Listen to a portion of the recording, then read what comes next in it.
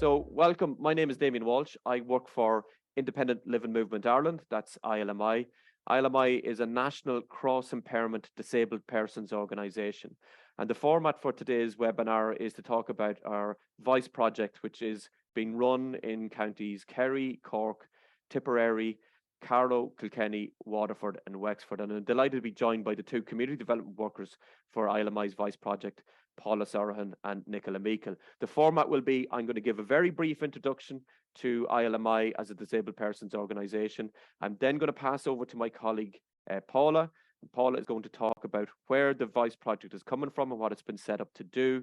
And then my colleague Nicola is going to finish by telling us about some of the work that her and Paula have carried out over the first 9 months of the Voice project. And we're delighted to have many people join us today from as participants from local community development committees from the 7 target counties. And we know lots of people are very interested in how they can get involved in and support this work to support disabled people in the 7 counties to get directly involved in Voice, which is a unique project that we think can empower disabled people to become more active in policy decision fora that affect their lives. So I'll do the role of ILMI as a disabled persons organisation. Paula will talk about Voice, and then Nicola for what we've done so far. So what is a disabled persons organisation, or DPO? You may or may not have heard of that term before. It has particular reference in a lot of international policy and some national policy context now as well. It is led by disabled people. It works on a cross-impairment basis with disabled adults. As a DPO, ILMI is about bringing disabled people together collectively to build a more inclusive, equal society. The spaces that we create are predominantly for disabled people. And we don't just bring people together either in person or online. We do it through an equality and human rights approach, and particularly through the social model of disability. So the social model informs all of our work in that it's really important that what we're recognizing in is that the barriers that prohibit the participation of disabled people are societal barriers around attitudes, policies, and also environmental barriers as well. And if those barriers are removed, disabled people can and do participate as equals in society. DPOs are the voice of disabled people, and it's really important for statutory and non-statutory bodies to have that awareness to say those are the autonomous collective spaces that we need to engage in to look around employment, around cultural, sporting, economic and social inclusion discussions, that we go, okay, is there a DPO in our area? And I recognize that when they're established, that those become those authentic autonomous spaces. And that's part of the work that Nicola and Paula will be developing over the course of this 3 years. So the mission of ILMI as a DPO is to promote a rights-based social model of disability to challenge the existing charity model of disability. And we're working to remove the societal barriers that prevent the active participation of disabled people and to promote the philosophy of independent living. And really importantly, our vision is in Ireland where disabled people have choice, freedom, choice and control over all aspects of their lives and can fully participate in society as equals.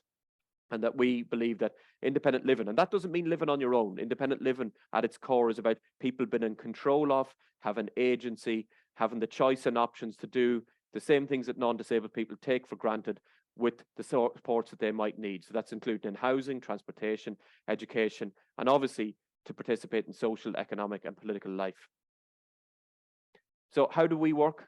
We're informed by the principles of community development, which is appropriate given that Voice is funded under the Department of Rural Community Development, which Paula will talk about. So we're talking about collectivity, bringing disabled people together, community empowerment, giving people, building on the lived experience and skills and talents that people already have to feel confident to take on key roles such as representation. We talk about social justice and we talk about sustainable development, anti-discrimination, participation. So when we're talking about building people's collective capacity to be the active agents of change, so this should be of particular relevance to anyone involved in a local community development committee, because we'll be talking about things like public participation networks. We'll be talking about things about social inclusion networks. We'll be talking about the housing disability steering groups that are in each local authority area. So the empowering that individuals can to bring the collective voice to those representative decision-making spaces. We're talking about social justice, about building a genuinely inclusive society. We're talking about human rights, equality and anti-discrimination. We're talking about removing any disabling attitudes or systems or policies that actually discriminate or disable people from getting involved in the community.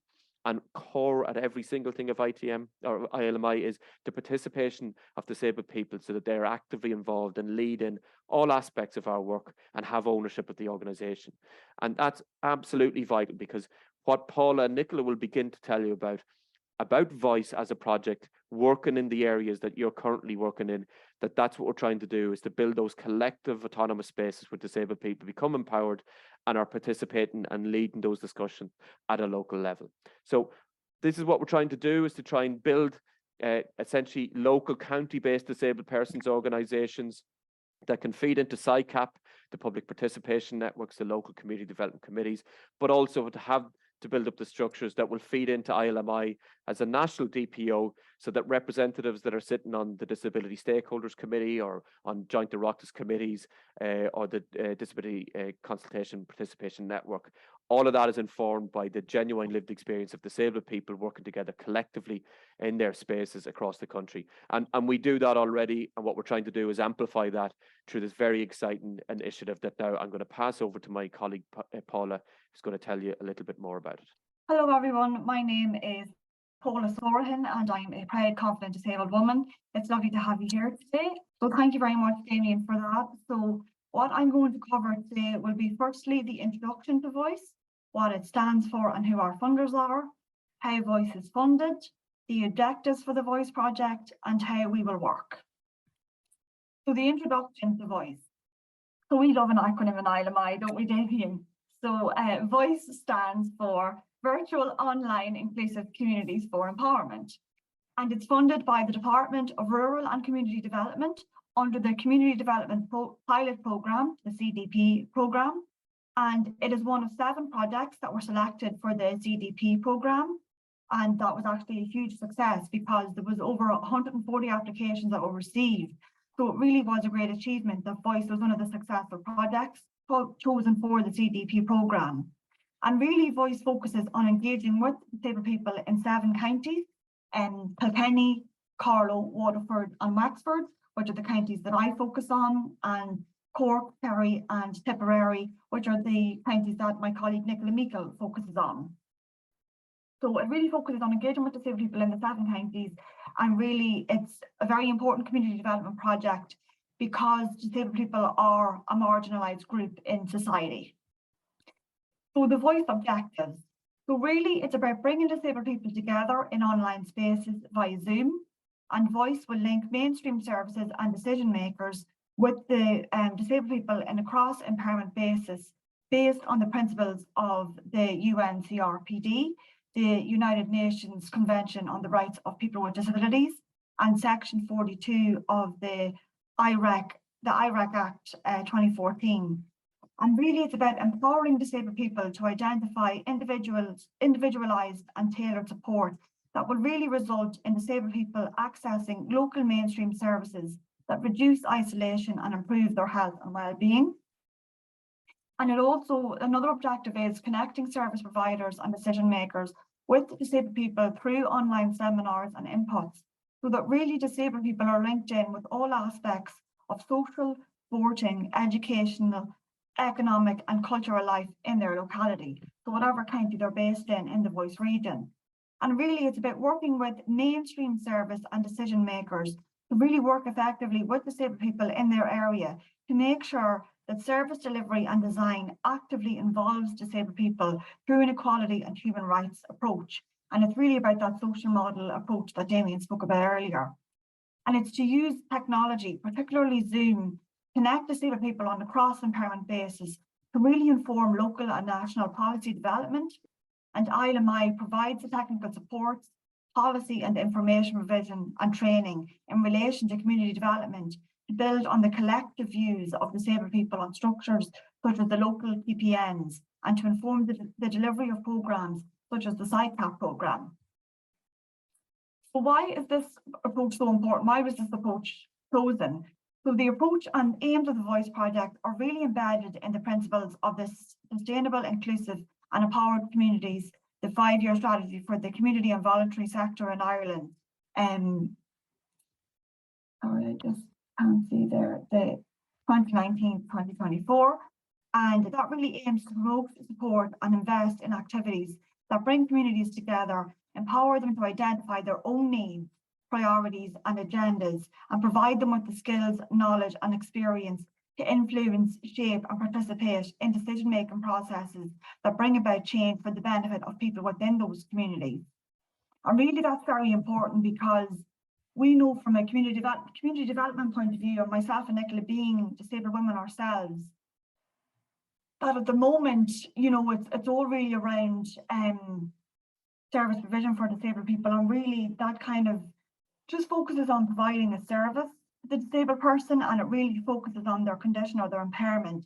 So it's not really focused on the barriers that they face. And you find often as well that a lot of disabled people are grouped together by their impairment or condition. So it's very kind of individualized, and that's very limiting to disabled people in these areas. And really why the 7 counties were chosen was because we haven't had much engagement with disabled people in these 7 counties up until this point. So we really want to build up our membership and really engage with disabled people locally, and for the local to feed into the national and vice versa. And really why this voice is so important is because it's autonomous. So disabled people have the choice and control within the Voice project. So it's not a thing that myself and Nicola are setting up the online platforms, for example, and telling disabled people every week, we're going to do this. We know how important it is as disabled people to have autonomy and control in our own lives, and we want to pass and share that knowledge on to any disabled people that get involved with Voice. So we want to share that knowledge and really empower them to make changes. Well, how will we work? So by mapping out each of the counties, contacting service providers and organisations in each of the counties, and really building collective online spaces in the Voice region. So this was an extensive ongoing piece of work. So the project started in January of this year, and myself and Nicola started by mapping out each of the counties, and that took quite a bit of time. So we started with that, and we're continuing to do that because we understand that positions can change and contact details can change. So we're really keeping on top of that. And by doing the groundwork, that will really mean that the Voice project then will benefit in the longer run by putting this work in at the beginning. And really it's delivered by us as disabled people, myself and Nicola, for disabled people. So it's really about having that approach, you know, in a disabled person's organisation, and really having that in the forefront of our minds, that why we're doing this and you know who we're doing it for and what the outcomes are going to be. And then why is this approach unique? So it's unique because, as I say, it's delivered by disabled people who have lived experience of barriers that disabled people face. So we understand, you know, from a point of view, whereas services that will be delivered by non-disabled people, they don't have that same understanding. And really, Voice empowers disabled people to reach their full potential and be active in their communities. So as I say, it's not about focusing on a person's impairment or condition, but it's about helping somebody understand that there's a different perspective and there's a different way that you can think about your life and how empowering and freeing that can actually be. And we know firsthand that that really can make all the difference. And really then disabled people are listened to and become part of a collective. So it's about being a part of something bigger. So it's not about you being a disabled person on your own and feeling helpless and feeling that you don't have the tools or the knowledge to make change. It's about realizing that you don't have to do it on your own, that when you're part of a collective, you know, that there's more chance of social change happening. And it's about being a part of that and really having that positive and freeing approach in the forefront of your mind. And really it's to understand that disability is understood as a social problem where we need to remove barriers that disabled people face, regardless of somebody's, you know, condition or impairment, rather than actually an individual issue that somebody just has to put up with. And the local will then feed into the national and vice versa. So that's very important. So how we hope to build collective representation onto local structures. So by disabled people participating in the Voice project, they will become confident, active citizens in their communities, and people will be agents for social change. So Voice participants will be representatives on local structures, such as the Housing Disability Steering Groups, the Public Participation Networks and Social Inclusion Forums. And myself and Nicola, I'm the representative for the Wexford HDSG, and I'm also representative for Louth. And Nicola is the representative for Kerry, and she's also representative for Cork. And I don't live in Wexford myself, so my hope is that when we get up and running, you know, that down the line, that a voice participant that lives in Wexford will actually take on that role of being the representative, and for Waterford and for Carlow also, and Kilkenny. And I know that Nicola wants the same thing for her counties. And so then this will feed into policy issues locally and nationally, so that disabled people's experiences are actually reflected authentically. And then finally, just the contact for any questions about Kilkenny, Carlow, Waterford and Wexford. You can contact myself. My email is paulasorahan@ilmi.ie, and my mobile is 087 163 0433. And for Cork, Kerry and Tipperary voice queries, email Nicola at nicolameikle@ilmi.ie, and her mobile is 087 718 9237. Many thanks, Paula. Sorry, I was just sorting out the screen share there. So Paula has given you the context of where the Voice project has come from and the counties that it's working in. And now I'm going to pass over to my colleague Nicola, who's going to give you some of the details of the work that's been carried out so far in the first year of the Voice project. So Nicola, you just give me direction when you want these slides moved on. Thanks everybody who's come to listen to us this morning. It gives us a really important opportunity to reach out to you and hopefully get you now that you know, but when that you will know about the project and help us push it in the counties where we're in. So as my colleague Paula already said, first thing was the comprehensive mapping of East County, including disability service providers, you know, for example, Irish Visual Association, Centre for Innovative Living, MS Society, Post Polio, the National Council for the Blind, community associations, Intrio, Irish Country Women's Association, Men's Sheds, local authorities, 3 third-level colleges, third-level sports partnerships and libraries. Our communications officer in ILMI, you know, helped us promote it on Facebook, Instagram, Twitter. Initial contact with service providers was via email, phone, followed up by phone calls and a Zoom where possible. The publicity material and voice logo were developed. And then, you know, while social and digital media is great, the old-fashioned newspaper, radio interviews have an impact too. So there was a piece in a local paper in Tipperary, and I know that Paul has done radio interviews, and as have I in one of the, I can't remember the exact name of the Tipperary in the station, but it was done. And then we used, say, when we joined the PBN, we asked the PBN to include voice in the newsletters. And for example, the Spinal Injuries Association put it in their newsletter they send out to members. And then we also made physical trips in certain counties, meet with the learners in the National Learning Network, because that's only one of the few places where you have a group of disabled learners in one place. Okay, maybe the next slide. Damien, the next slide, please. Thank you. Okay, the first slide on the left is myself, and this is Denise Lennon. She's the project worker with Spinal Injuries Association, and they were doing a roadshow in various counties around the Ireland, and I got permission to speak with the people there to give them a brief overlay at the at Voice. And I was sitting at the table with one young woman who was living in Cork but living in Kerry. She was from Kerry, but I lived in Cork, and I encouraged her to get onto our website, and she realized, she saw that one of my staff was actually her was in her class in secondary school. So, you know, she'll just take a bit more encouragement, hopefully, to get into to join the Voice.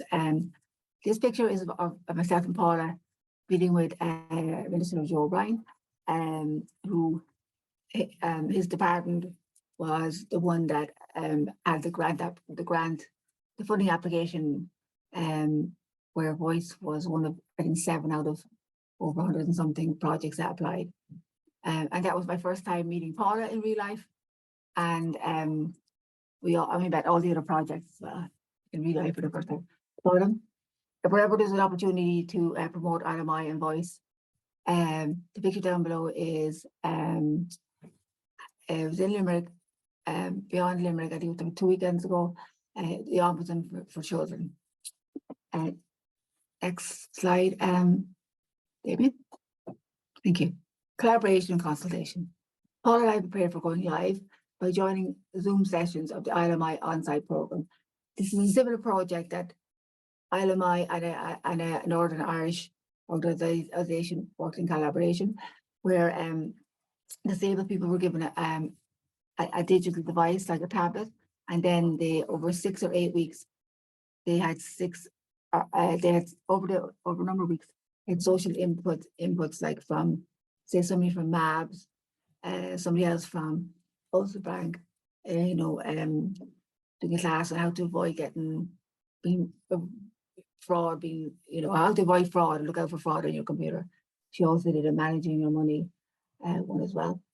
So by sitting in those sessions, we saw how they facilitated, the group work, etc. Because we worked in other ILMI webinars and online events to familiarize ourselves with using Zoom and managing groups online, because it's a very different experience, a very different dynamic in terms of trying to read people's body language and so on. We learn from our colleagues about their own role and the programs they ran. So when Voice went live, we can inform people about the different programs and online spaces I deliver, including, a women's space, youth collective for anybody in the age of 16 and 30. Paul and I spoke at the Oireachtas Joint Committee on Disability Matters about enabling financial independence for disabled women. And again, that was a scary but great opportunity and privilege for us to be able to do that. Both of us participated in a working group organised by the HC to organise their annual sharing day, which looked at choice in respect of the new Assisted Capacity Decision-Making Act. A great way to make connections with HC staff and the other reps from the other organisations. We also participated in a collaboration between ILMI and Inclusion Ireland to inform disabled people about applying for a PA and getting into housing list. Paula and I joined the community platform, a space for organisations working in the field of social justice, to promote that agenda. And whenever there's anything coming up with, whether it's with ILMI or Voice, we will tell those organisations and they will put it on their social media. Okay, these photographs. This is Paula on the right giving a presentation to ILMI in Kilkenny, and here is me. That was actually me yesterday, speaking with a group down in Bantry.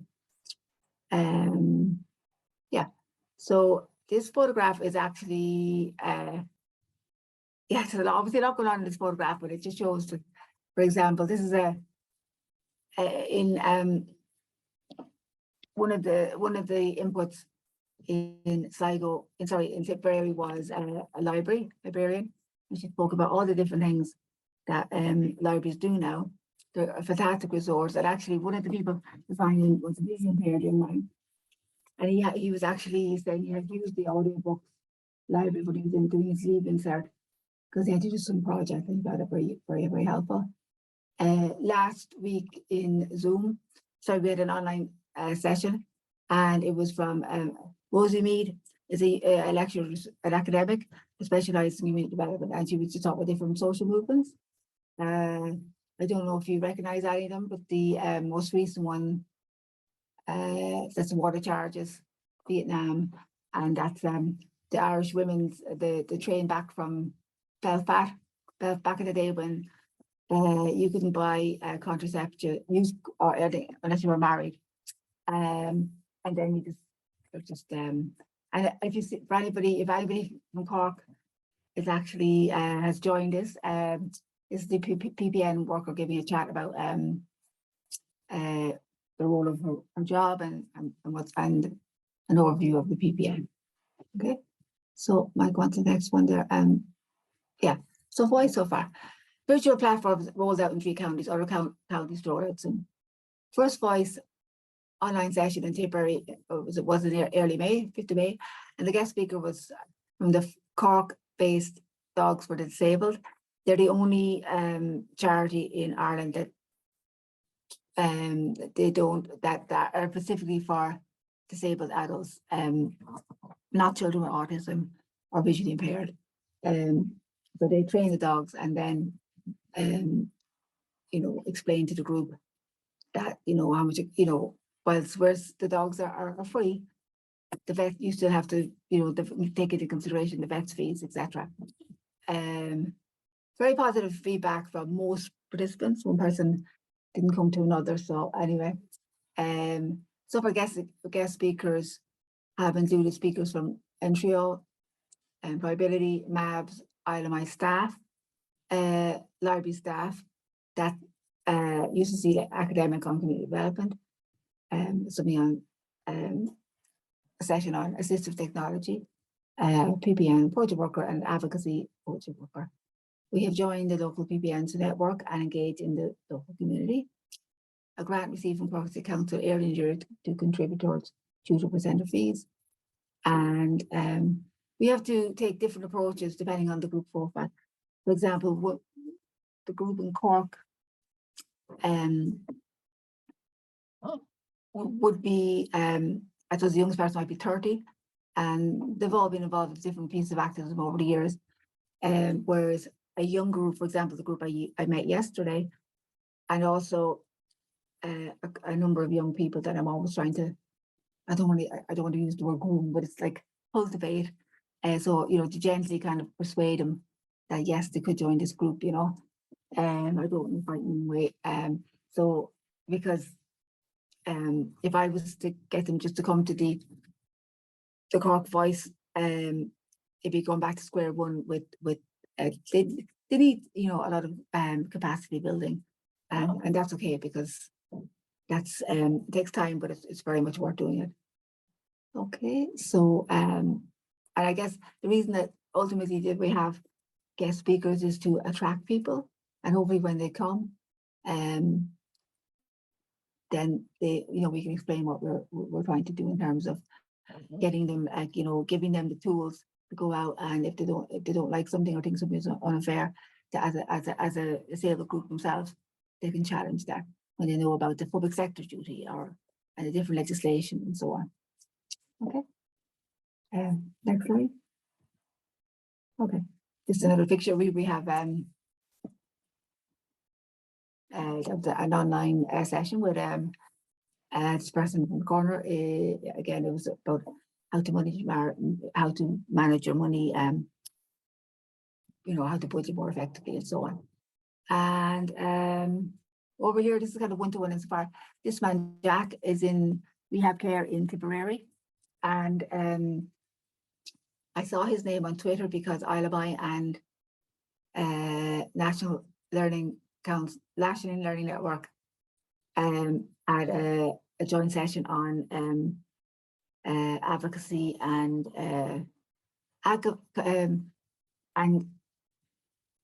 collective action. So I thought there's advocacy, there's peer advocacy, and then there's I suppose peer mentoring, peer activism. And yeah, so I explained to him about voice, but I think it might have went better perhaps if it was just myself and himself. I suppose I was thinking that was the format, but I think they just stayed. Well, one of them went away and the other stayed, perhaps managing the Zoom for him, I don't know. Anyway, yeah, so next slide. Okay, outcomes so far. Weekly online delivered sessions since May. Paul and I sit on the Housing Disability Steering Group in 3 counties. We hope to be replaced by a local disabled person, as Paul already mentioned when they are ready to participate in it. In fact, one person has already signed up to do a housing training course, the ILMI run, because she hopes to, maybe be my, if I was out sick, that maybe she could replace me, might be my delegate, and that's a good thing about, ILMI don't just send somebody into those spaces with no knowledge or no preparation. That would be very unfair on a person to do that. So there's actually like a program that they can do. Personal action plans designed with a disabled person if requested. One person required support with updating their CV and uploading it onto an online recruitment site because she didn't want to do that. So we did it together. She saw how I did it. One disabled person has been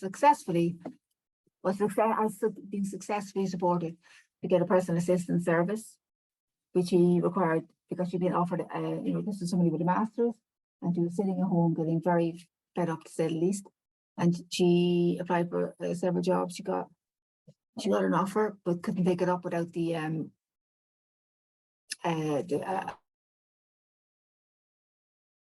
RPA enjoying it. One person signed up to the I've already said it, but the training program. Another person has completed a 10-week ILMI Create program, and one person has joined the ILMI. That same person, because she's young, is a member of the ILMI who collective and really enjoys it. 3 people are learning about voice via phone calls and 1-2 online sessions. They're not yet ready to join a group setting. And that's okay, because however long it takes, when they're ready, they'll let me know. Okay. Well, I guess when we both started, we figured once the mapping session was done, we'd be ready to hit the road. But we learned that that wasn't the case. Obviously it takes time to empower and build self-esteem with some disabled people who have internalized negative feelings around disability. So it's I suppose it's hard to get people involved for reasons like that. Also, technological poverty amongst disabled people inhibits participation. I spoke with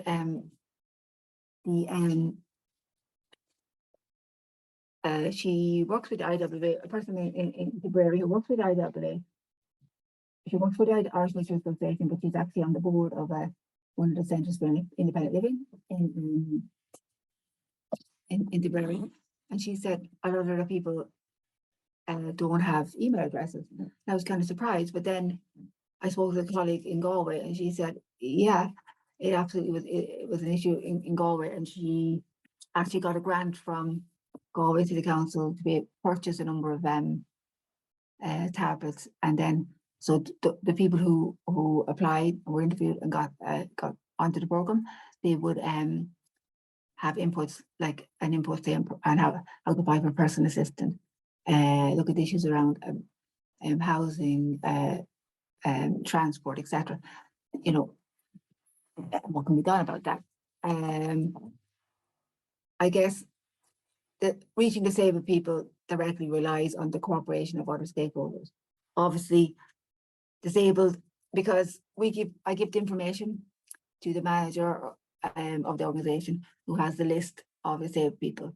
So then I ask them to send them on to so they'll send on the email. But it's hard because people get inundated with emails and they just see something like that and just,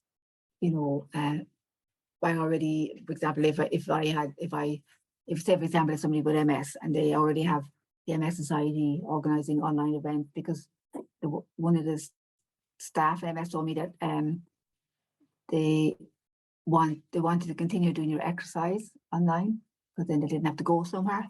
And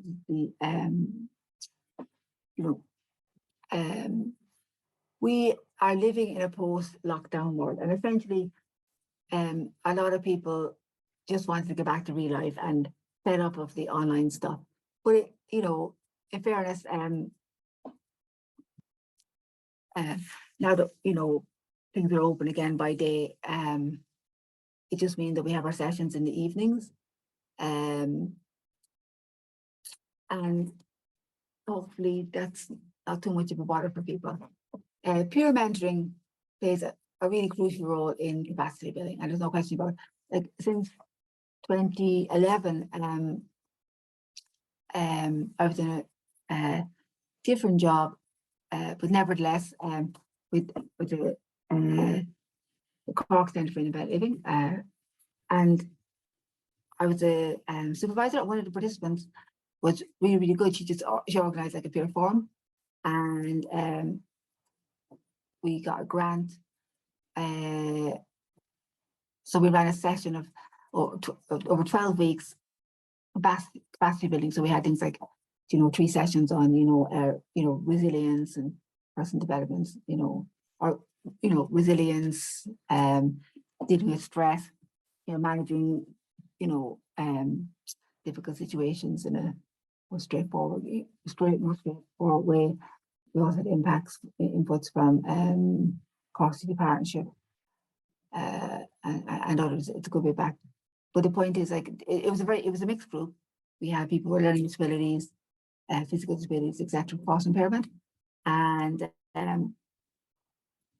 one parent said that her daughter really, really got a lot of it. She had to learn, she had a learning disability, but she learned a lot because she was treated, I think, in a different way, maybe than she was treated by when she was attending a centre during the day. She was just treated like all the others. Everybody else has syndrome. It takes time for some disabled people to feel ready to join a group meeting. And I've kind of already said that, So, I mean, going forward, like I said, it has been challenging. It has been difficult for us to reach out to disabled people because we need people, we need the stakeholders to send out that information. But I think the fact that, for example, when I started to roll out the project in Kerry, I really hope that, that the people who are, listening to this talk, can support the programme in Kerry and Tipperary and Cork, because to spread the word or let us know about maybe events that we could go maybe to promote the project. Okay, again, thank you so much for listening to us. Thanks so much, Nicola, and thanks very much, Paula. And just I want to thank everyone for the participation. And as Nicola and Paula have both said, this is a brand new project. It's very exciting. It is unique. It is about bringing disabled people together in collective spaces, empowering them to look to identify local structures where disabled people can work in partnership with non-disabled people, statutory bodies, to influence change. And Nicola has outlined some of the challenges, but there's been considerable successes even in the short term on this project, and we're very happy with how it's progressing.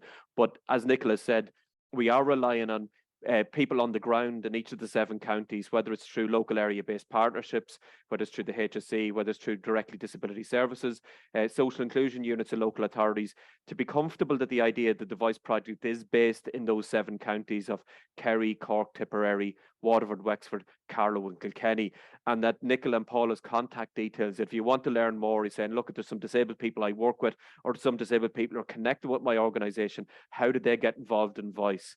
That you have the links and they begin to become aware of it, because we really think that in terms of implementing the United Nations Convention on the Rights of Persons with Disabilities, there is a guaranteed clause under Article 4.3 that disabled people need to be given those spaces to strategically inform policy, legislative and community forums. And what we're trying to do is to build them in an online way that allows people to connect, as Nicola and Paul have said, in a cross-impairment basis. And if anyone wants to find out more about ILMI, www.ilmi.ie, or email us at info@ilmi.ie.